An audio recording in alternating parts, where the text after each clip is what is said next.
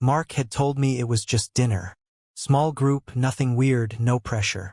His exact words were, "Just come eat like a normal person, Adam." Which was funny coming from a man who had been treating my dating life like a broken office printer for the past 6 months. I was 34, single after a breakup so quiet most people didn't know what to do with it, and apparently that made me a community concern. Nobody cared that I was fine.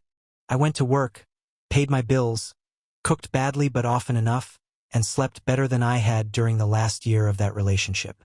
But to Mark and a few others, being alone meant I was either secretly miserable or waiting for someone to rescue me from my own apartment. The restaurant was one of those trendy places with dark walls, tiny candles, and music just loud enough to make everyone lean in too close. I spotted Mark at a long table near the back. His wife, Jenna, sat beside him. Brad was there too, already leaning back in his chair with that relaxed grin he wore whenever he thought he knew something before everyone else. Then I saw the empty chair. One chair, right beside a woman I didn't know. The whole table looked at me at the same time, then immediately tried to act like they hadn't. Jenna picked up her water glass and studied it like the secrets of the universe were floating in the lemon slice. Mark smiled too hard. "Adam," he said, standing halfway up, "you made it." "Looks like it," I said. His eyes flicked to the empty chair, then to the woman beside it, then back to me. That was enough. I understood the room in about 2 seconds. The woman looked around my age.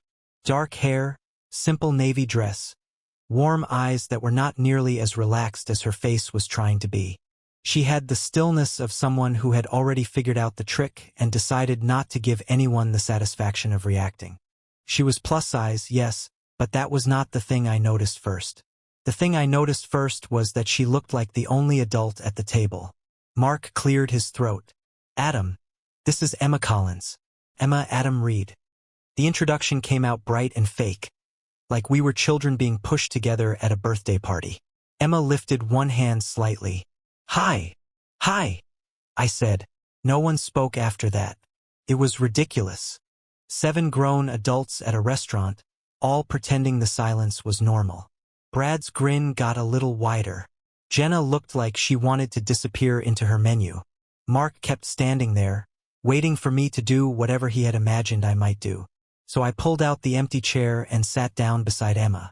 "I'm glad," I said, unfolding my napkin. "There's at least one person here whose stories I haven't already heard 3 times. Emma turned her head toward me. For half a second, her face stayed careful. Then one corner of her mouth moved. "That's optimistic," she said. "I might only have one story, and it might be terrible. That still puts you ahead of Brad." Brad laughed too loudly, because he wasn't sure whether he had been insulted. Emma looked down at her menu, but I saw the small smile she tried to hide. "I was told this was a normal dinner," she said. "So was I."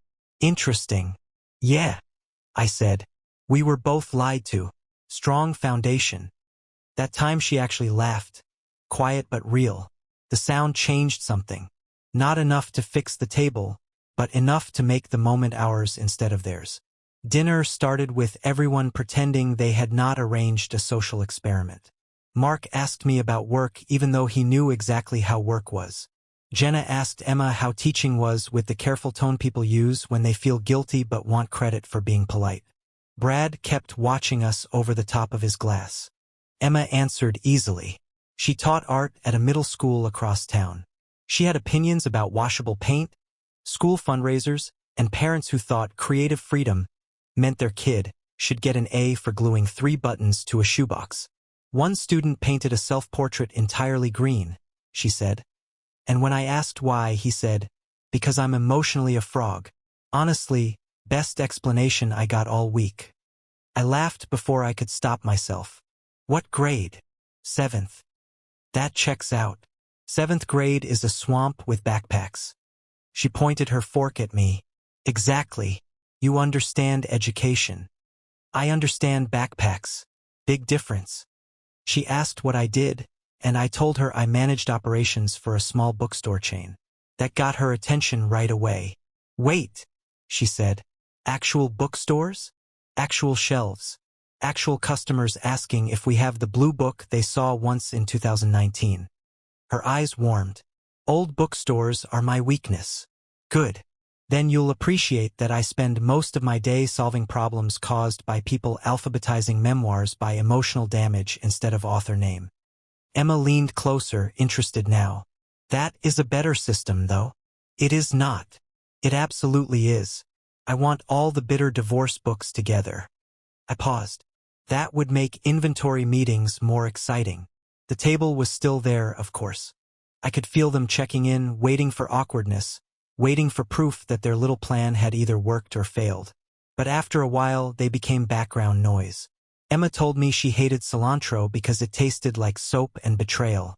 She said you could judge a first date by how a man treated the waiter before the food arrived. That fast? I asked. Faster, she said. If he says, "We're ready," without asking if I'm ready, I start planning my exit. Reasonable. And if he snaps his fingers at staff, I fake an emergency. What kind? Depends how bad he is. Small emergency, my neighbor needs help. Big emergency, my apartment is flooding. And if he is truly awful? She glanced at me. Then I remember I have a cousin named Trevor who got stuck in a vending machine. I stared at her. I don't have a cousin named Trevor, she said. But men who snap at waiters never ask follow-up questions. That one made me laugh hard enough that Mark looked over, surprised, like he hadn't expected us to enjoy ourselves without permission. By the time the plates were cleared, I had almost forgotten how the night started. Almost. Brad leaned back in his chair, swirling the last of his drink, and looked straight at me. So, Adam, he said, grinning, be honest. Is Emma your usual type? The table went so quiet I could hear the little candle in front of Jenna crackle. Brad still had that grin on his face, but now it looked stretched, like he was holding it there with effort. He had asked it lightly enough that he could pretend it was harmless. That was always Brad's trick. Toss something sharp into the air, then act confused when someone noticed it had a point. Emma's face barely changed. That was what bothered me most. Not that she looked shocked. She didn't. Not that she looked hurt in some dramatic way. She didn't give him that either. She just went still again, the way she had when I first walked up to the table. Her hand tightened around her fork for half a second, then loosened. She had heard questions like that before. Maybe not those exact words, but close enough. I looked at Brad. No, I said. The word landed badly on purpose. Mark stopped moving. Jenna closed her eyes for a second. Someone at the far end of the table suddenly became very interested in the butter knife beside their plate. Brad's grin twitched, like he thought I had just handed him what he wanted. I let the silence sit there long enough for everyone to feel it. Then I said, Emma is smarter, warmer, and funnier than most women I've been lucky enough to sit beside.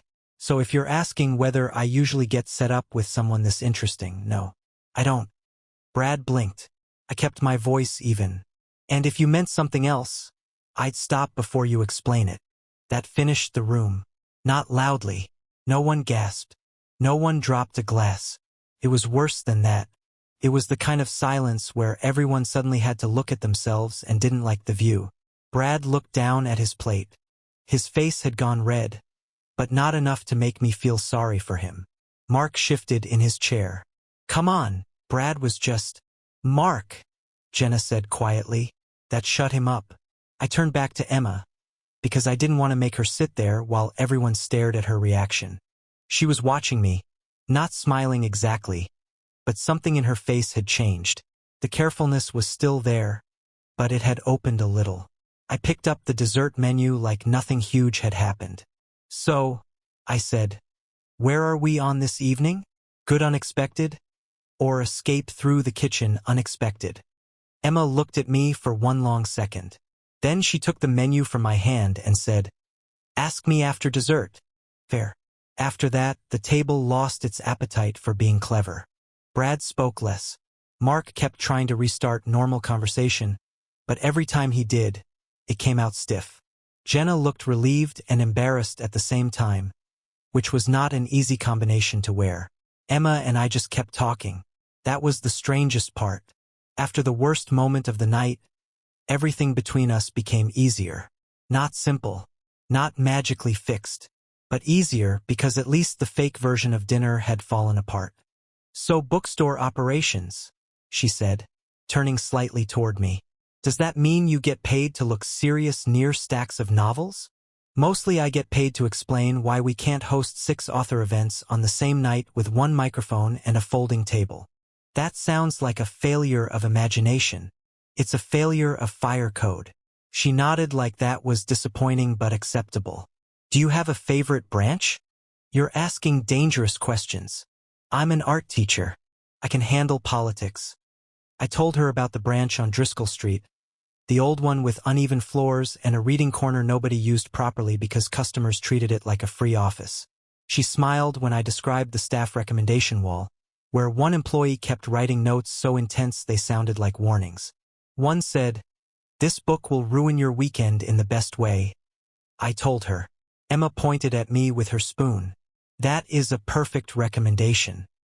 It scared 3 customers. Good. Books should occasionally scare people. Spoken like a woman who assigns emotionally green frog portraits.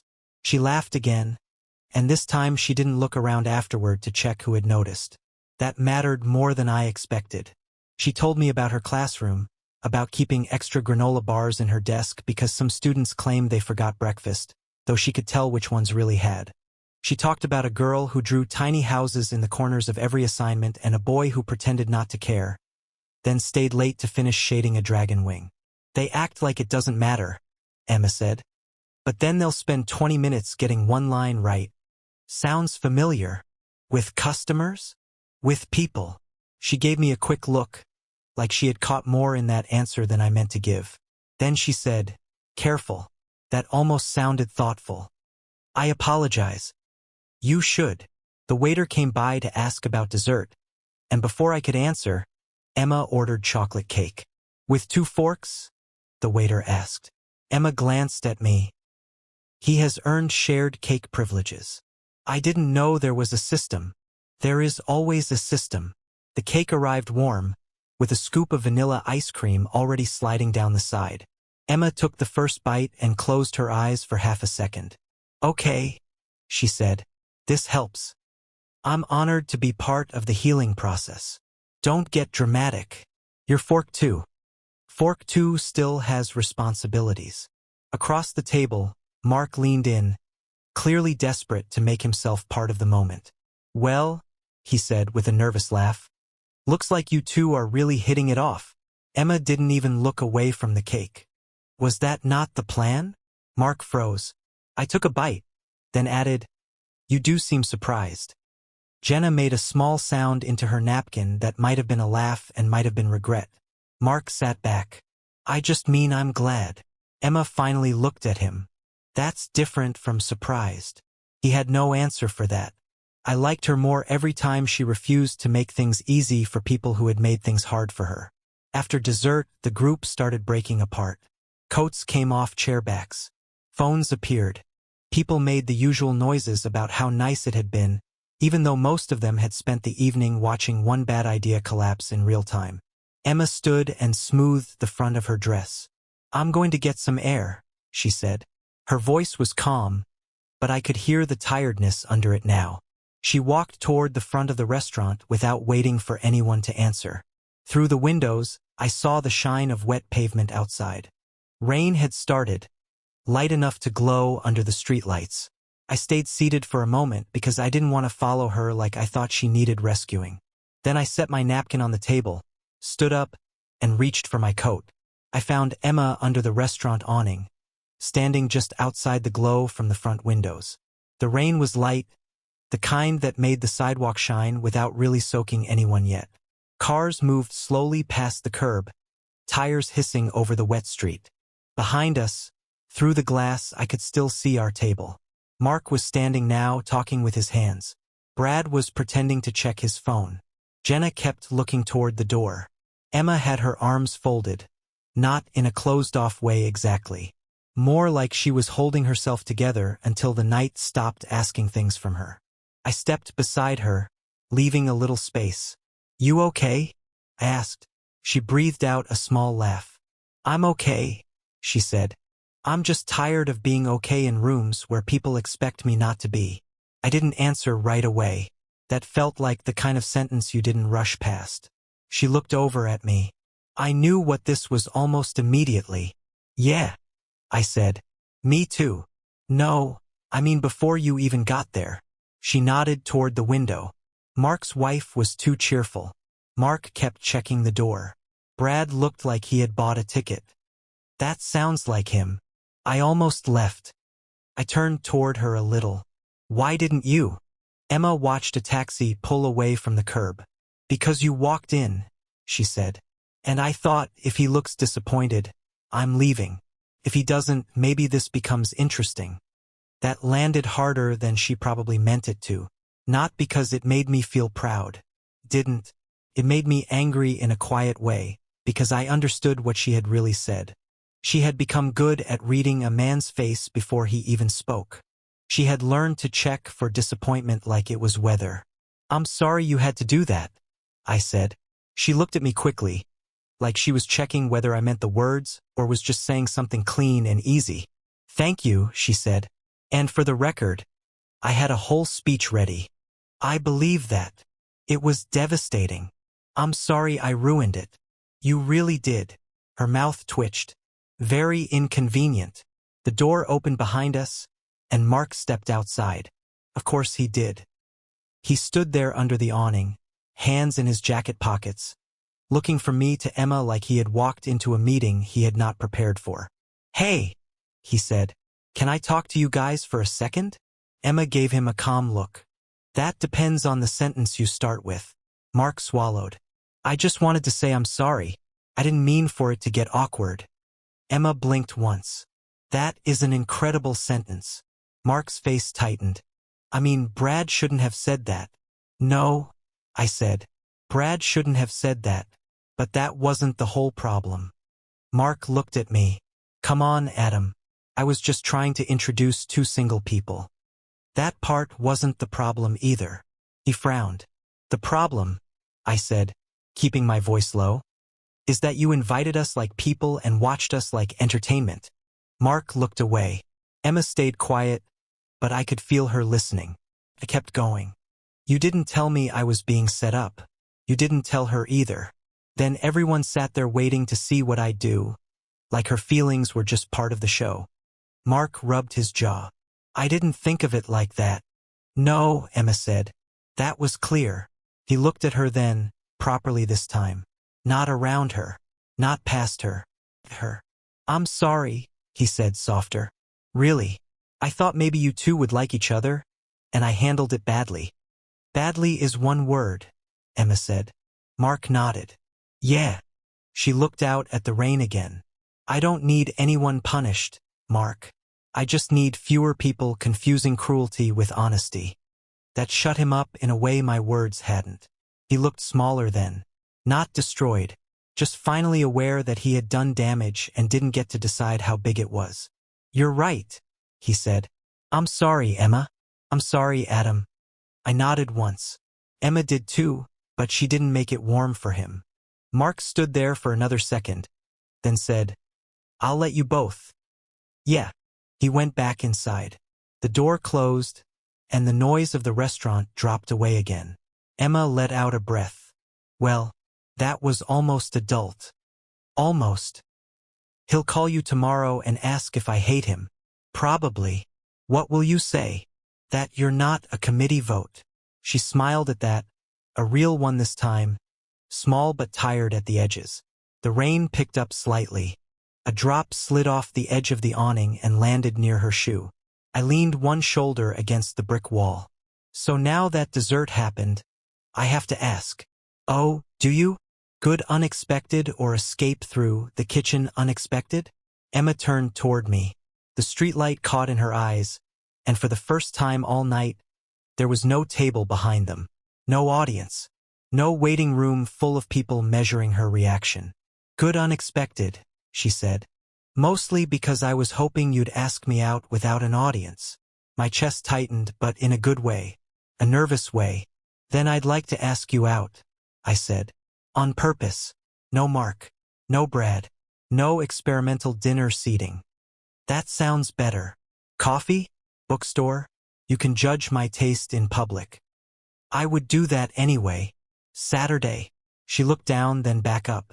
Yes, but not tonight. I wasn't asking for tonight. I know, she said. I just want to say it clearly. Tonight is contaminated. That was the exact right word. I get that. I don't want our first real date to be built on what happened in there, she said.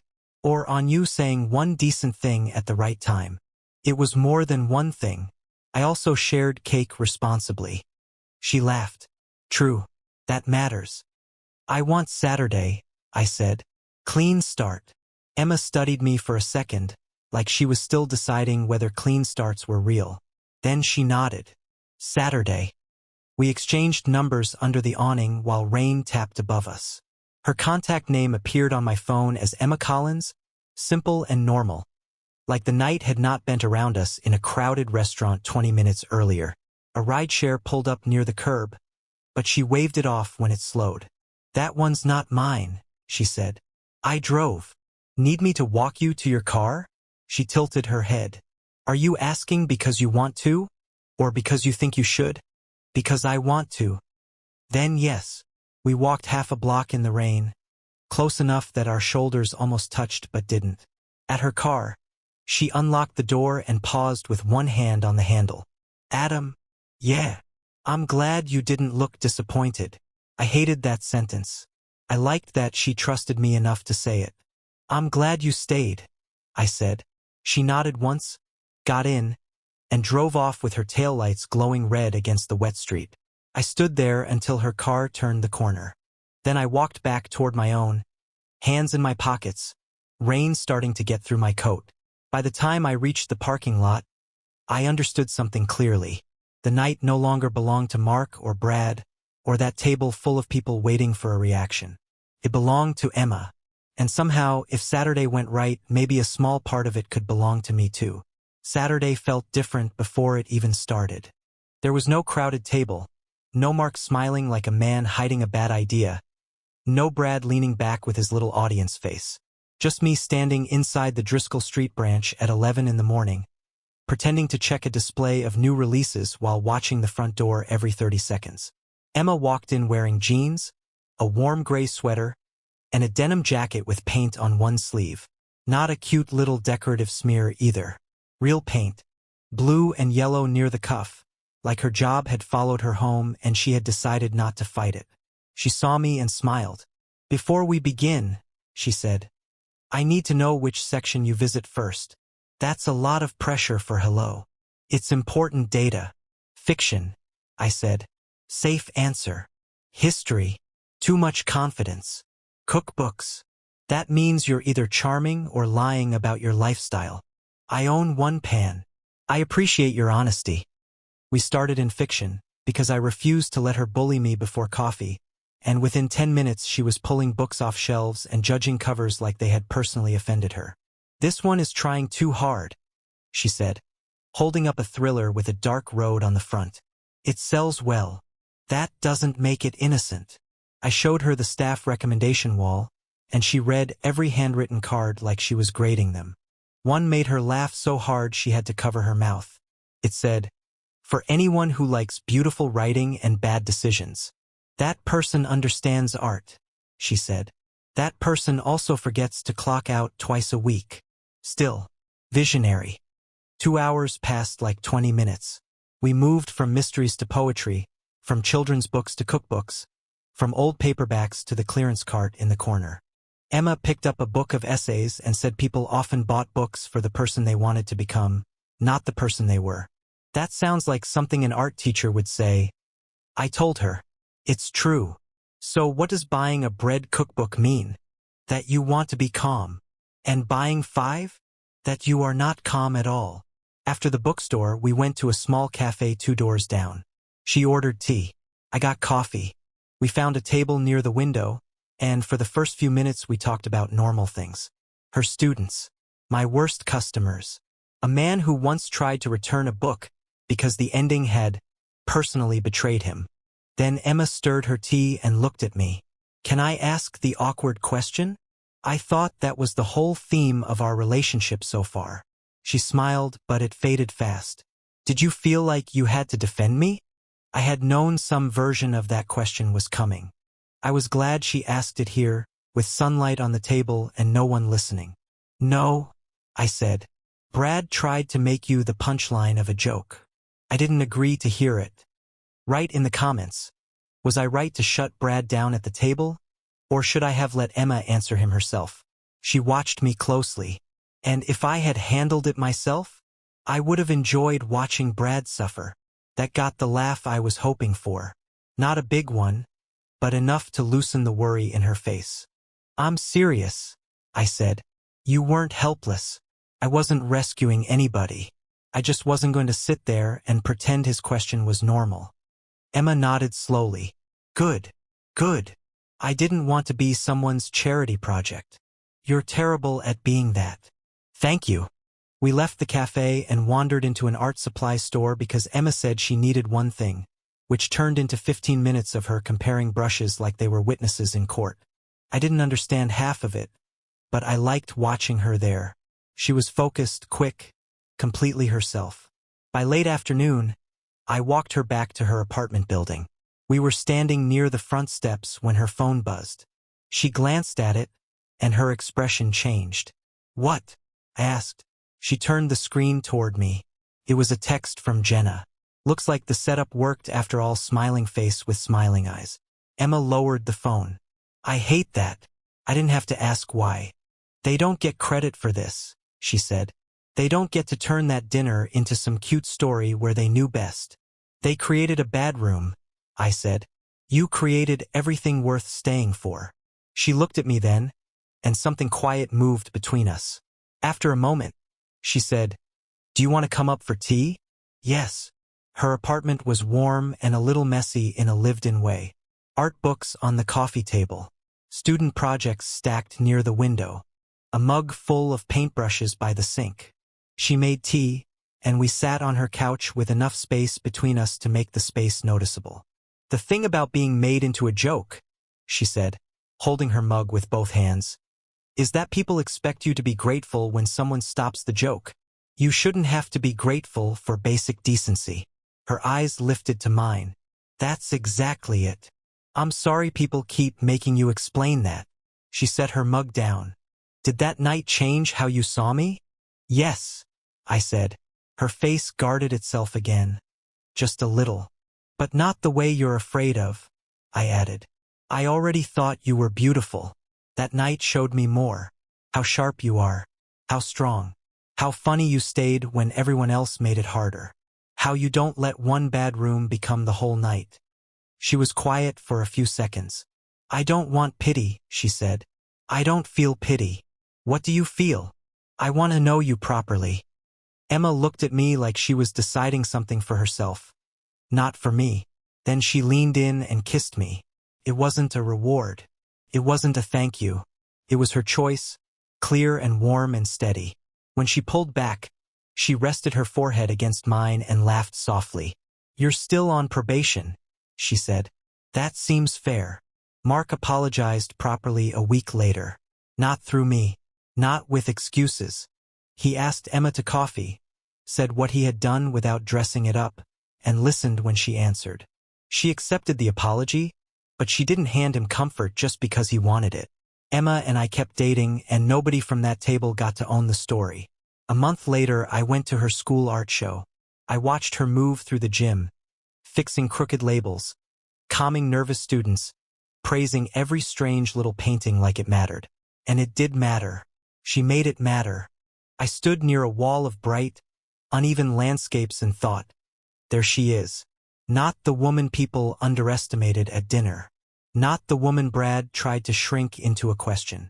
Just Emma, fully herself. Much later, when I asked her to marry me, I did it in the bookstore right by the staff recommendation wall. Her favorite card was still there, beautiful writing and bad decisions. I told her I didn't want to be remembered as the man who defended her once. I wanted to be the man who chose her every ordinary day after. Emma cried, laughed, called me unfair for proposing near books, and said yes before I finished opening the ring box.